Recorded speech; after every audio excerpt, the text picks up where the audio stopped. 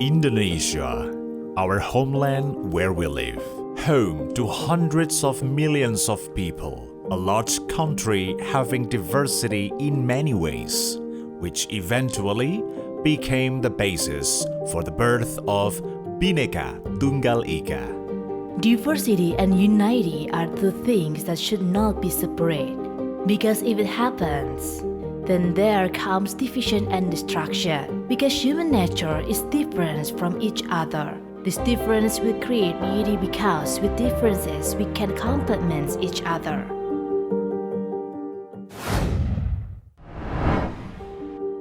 Local heroes. The process of acculturation and assimilation will not be avoided when two or more different cultures finally meet, that it can bring many benefits to the community itself. One of which is to eliminate or disguise the differences that exist in people's lives. The form of cultural as a result of the process of acculturation and assimilation is not only material, but can also be in the form of behavior and habit of society. Well, in this episode, we will see what forms of acculturation and assimilation exist in Indonesian society. To satisfy your curiosity, let's watch this following information. Only on Local Wisdom.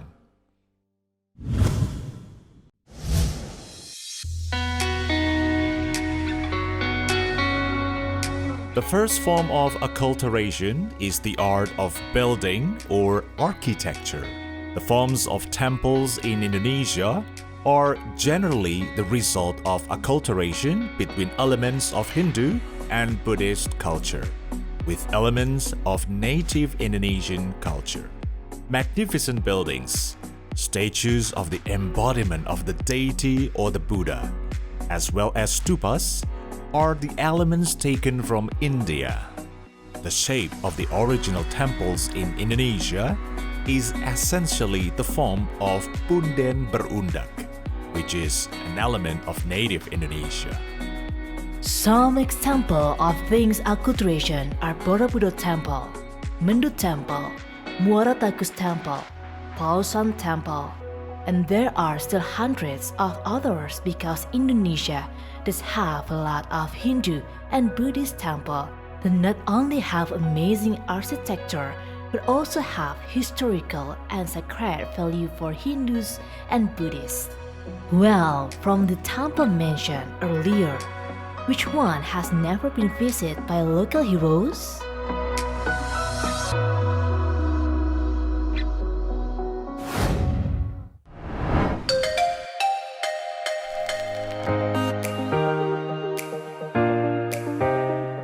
Since the ancient times, the people of the archipelago are known to have a culture that is open to foreign cultures without leaving their own cultural identity. The nature of this openness resulted in cultural acculturation that further enrich the nation's cultural treasures. One of the results is Zapin dance. Zapin dance is a part of the acculturation of the local culture with Arab culture, in the form of a beautiful dance. Zapin dance is a dance of the archipelago that is strongly influenced by Arab culture. This dance is developed in Riau community, coastal West Sumatra, Sarawak, to Brunei. This dance is performed with musical accompaniment sourced from a blend of local traditional musical instruments with string instruments and some musical instrument commonly known as marwas. In between, the music is sung verses that contain moral education in the teachings of Islam. Therefore, Zapin dance was often used as a medium of Islamic preaching.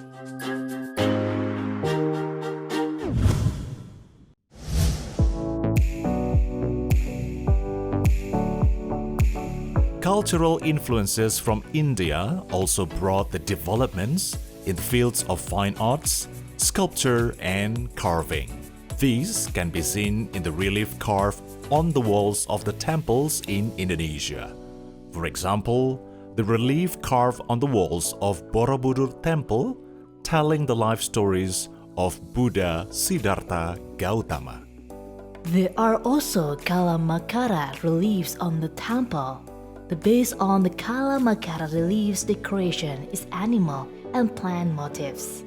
These nature-inspired motifs have been known since the time before Hinduism entered the archipelago, when they still embraced animism and dynamism.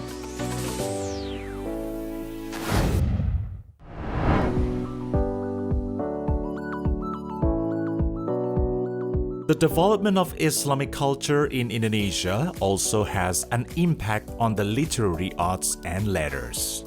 People who originally used cuneiform letters began to use Arabic letters, which later known as the art of calligraphy. Meanwhile, in literary arts, hikayat, babat, and suluk were developing. Hikayat is a literary work containing historical stories or fairy tales. Then, babat is a historical story mixed with myth and belief of the society, while suluk is a book of revelation.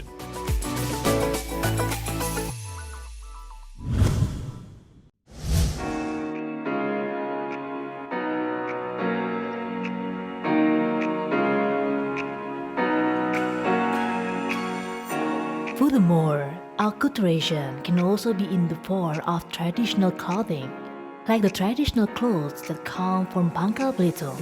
This traditional dress is the result of the acculturation of Malay, Arabic, and Chinese cultures. According to recorded history, there is a merchant from Arabia who came to Bangka Belitung and married a Chinese woman. They loved to wear clothes that combine Arabic and Chinese shades. Because the public saw the clothes that were so beautiful that they began to wear similar clothes that were then combined with the original pattern of Bangka Belitung. Hopefully, all the legacy of the ancestors could be developed and maintained by all Indonesian people, especially by you local heroes who are always stay tuned only on Local Wisdom.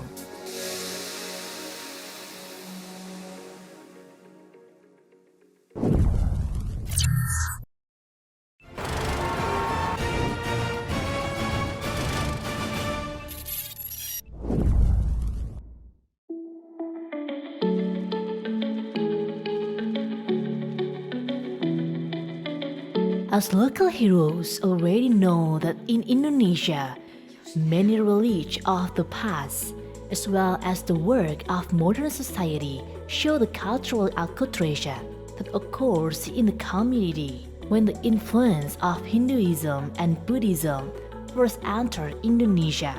The old culture and local tradition of the existing community did not disappear.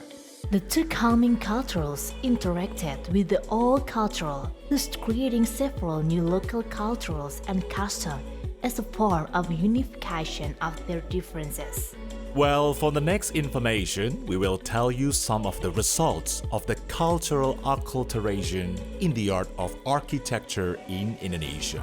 You all must be curious, right?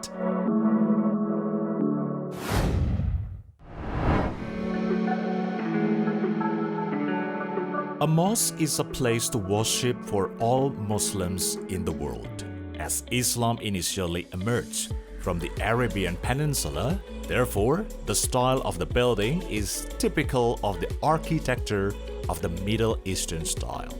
One of the cultural combination we can see is the Al-Imtizat Mosque on Jalan Bantui, Bandung, West Java.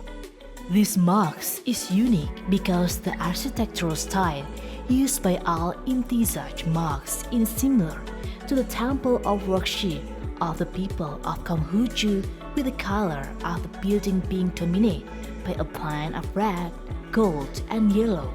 The less striking view of the marks of the entrance of the marks courtyard in form of an oval gate as high as 5 meters in Chinese style combined with dome of the Middle Western style marks. So when you first set foot in front of the Al-Imtizaj marks, the Chinese feel will be very pronounced, which is not uncommon for some Muslims to think that this marks is a temple. There is an interesting view of the ablution place here, which is a cup-shaped draining water. The cup is designed like a place to put incense on a temple. The top of the cup is planted with an ornamental palm, which is a typical plant from the Middle East, to add the beauty of this ablution place. A unique Middle Eastern and Chinese acculturation decorate every corner of the Al-Imtizaj Mosque.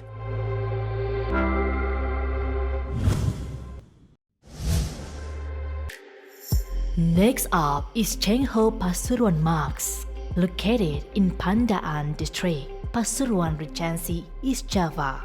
This marks is one of the marks in Indonesia that immortalize the name of Admiral Cheng Ho, the great admiral who come from China.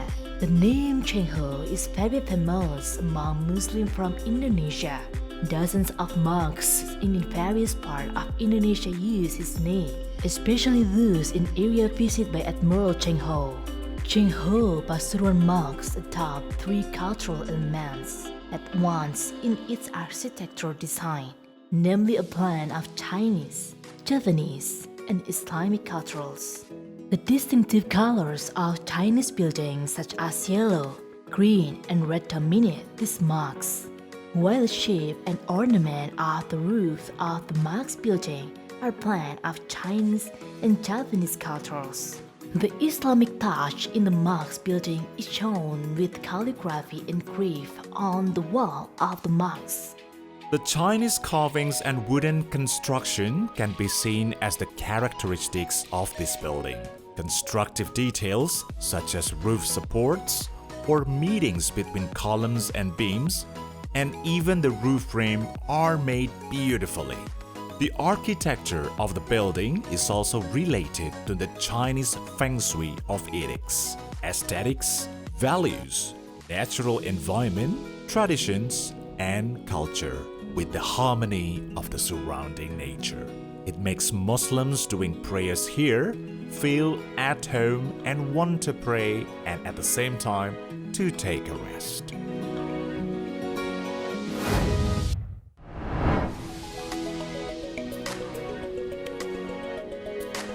In Kudus City, Central Java, there is a mosque that is very historic and associated with the early spread of Islam on the island of Java, named Menara Kudus. This mosque is an evidence of the acculturation between Islam and Hinduism. Besides the architecture, another acculturation evidence is the number of water taps for the ablution, which are 8 taps, completed with the statues on them. As you might know, local heroes, number 8 is closely related to Buddhism, namely the 8 paths of truth, or Asta Sanghika Marga. Around the mosque complex, there is also the tomb of its founder, Sunan Kudus, and his heirs. The tomb's shape are also influenced by the Hindu-Buddhist culture. The most iconic of the marks of the Hindu-style minaret, which has a shape resembling an 18-meter temple built with brick materials. The Menara Kudus marks is the only marks made by Wali Songo that has a minaret built simultaneously with the contraction of the marks. Other characteristics can be seen in the use of brick materials installed using traditional Japanese technique without the use of cement adhesive. Traditional Javanese architecture can also be seen in the head of tower in the form of building with the T-grid construction that has 4 Sakaguru trunks that support 2 levels of tajuk roof. At the top of the roof of tajuk, There is a kind of crown at the top of the roof of the main building of traditional mosques in Java, which refer to elements of Javanese Hindu architectures.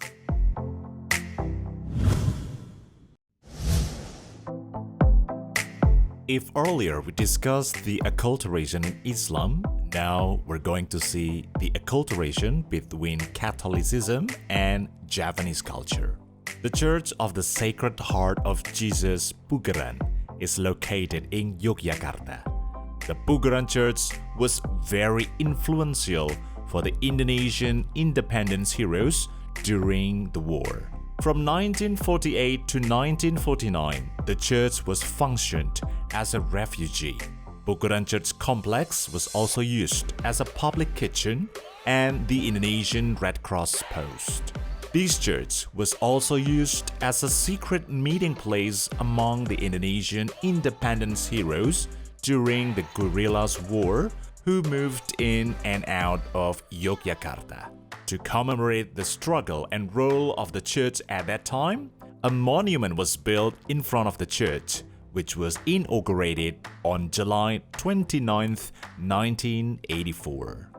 The Sacred Heart Church of Jesus Pugeran, which built by combining traditional Javanese and European architecture style. The Tajuk shape and three-tiered roof of the church is joined by a thick wall structure and steel frame contraction like most Dutch buildings of the time. The high floor of Tajuk symbolized the immortality of God, not only on the roof, but the environment around the church is also patterned in Javanese culture, which is likened to the completeness of the traditional Javanese hat covering called plankon. The cross at the top of the church is supported by four sakaguru in the middle of the room. The four attitudes affirm of Motto Salus Vestra Ego Sum Curve on the altar wall, which mean I am your salvation.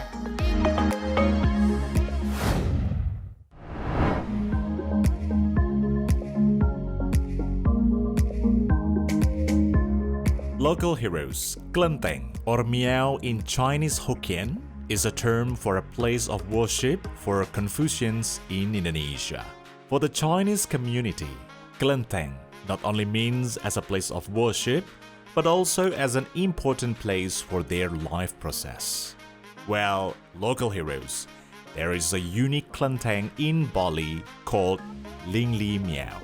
Here, there is also a Hindu temple that is often used by Hindus to pray. This shows a great form of tolerance in the community in Bali. Local heroes, you may not find a temple inside a Klenteng elsewhere. Interesting, huh? Klenteng Lingli Miao is located in Tanah Kilap, Southern Pasar. There you will witness a very beautiful cultural mix between Hinduism and Buddhism. Inside the Klenteng Lingli Miao, you can watch Hindu praying, wearing complete Balinese traditional clothes, as well as Balinese Hindu who want to carry out the Piodalan ceremony or Kuningan ceremony. If local heroes want to see Klenteng Lingli Miao with this kind of festive decoration, visit during Chinese New Year or other religious holidays. Okay, local heroes, don't go anywhere. Stay with us on Local Wisdom.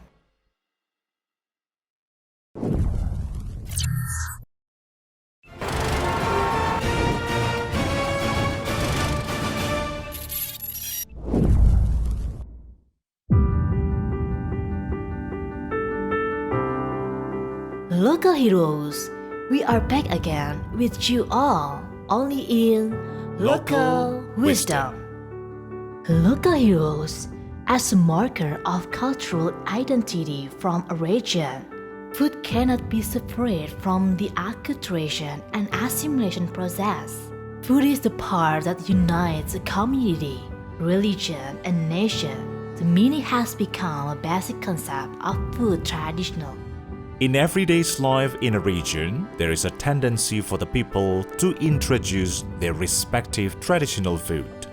However, with the presence of various types of modern and instant food nowadays, they made the position of food only as a symbol of daily needs. People tend to forget their typical traditional food and the meanings and histories behind them. Local heroes. In this last segment, Local Wisdom will provide to you with information about Indonesian food that is present from the result of interregional assimilation.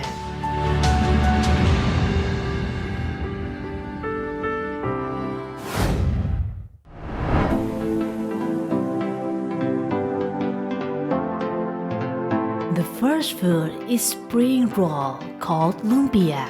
This typical food from Semarang is already very famous and has become an iconic gift when visiting Semarang. This food has existed since hundreds of years ago and become one of the traditional snacks that is the result of the acculturation from Chinese and Japanese culture. After going through a long history, finally, in 2014, lumpia was recognized by UNESCO as World Cultural Heritage. Local heroes. Although now you can find lumpia in many regions in Indonesia, the taste of lumpia Semarang has its characteristics that make everyone who has ever tasted it want to try it again.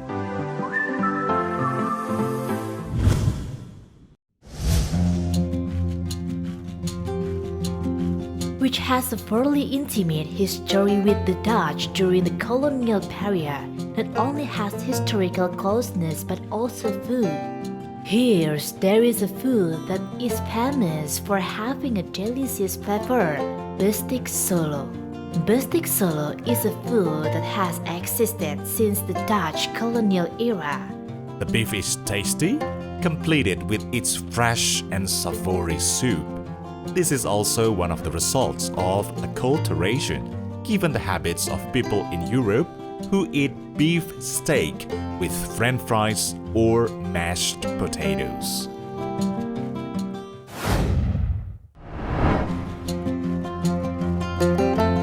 This soft, yellowish texture snack can be given a variety of fillings. There is also a type with a tasteless taste without filling called Kway-chang. Bakchan, which was originally only served during the celebration of Passion, has now become a food that can be enjoyed anytime. Even the people of the Sundanese tribe enjoy this bakchan as a daily meal, so that the culinary culture of the Chinese can be integrated into daily life of the people in Indonesia. Bacang is made of glutinous rice wrapped in bamboo leaves in a triangular shape that is cooked by steaming or boiling it. Before the bamboo leaves can be used as the wrap, they must be soaked in water for about 6 hours to make them flexible and not easily torn. So, local heroes, do you like bacang? Delicious, isn't it?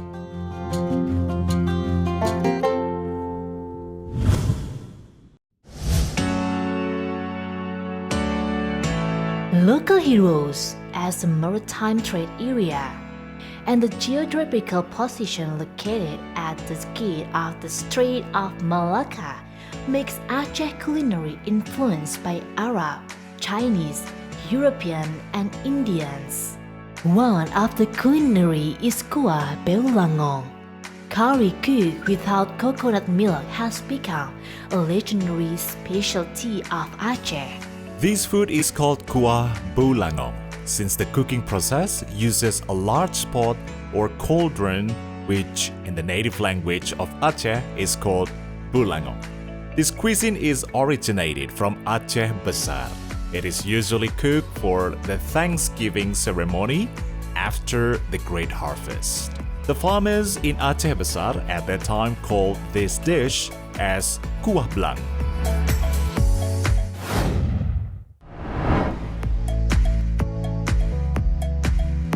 Next is chicken noodles. Chicken noodles become one of the favorite foods of Indonesian people. Made from the main ingredients is yellow noodles boiled with a mixture of soy sauce and chicken meat, creating a delicious flavor. Chicken noodles are a food derived from southern China, especially in poor regions of Fujian and Guangdong. There, this food is called bak mi. Although chicken noodles was originally from the Chinese community, now it is widespread in Indonesia. Wonogiri in Central Java is the most famous region with its chicken noodles. Actually, Wonogiri's chicken noodles ingredients are almost the same as regular chicken noodles. What makes it different from the others is the added chicken oil, made of vegetable oil, ginger, coriander, pepper, chicken skin, and garlic. This makes Wonogiri's chicken noodles has a slightly different taste compared to chicken noodles from other regions.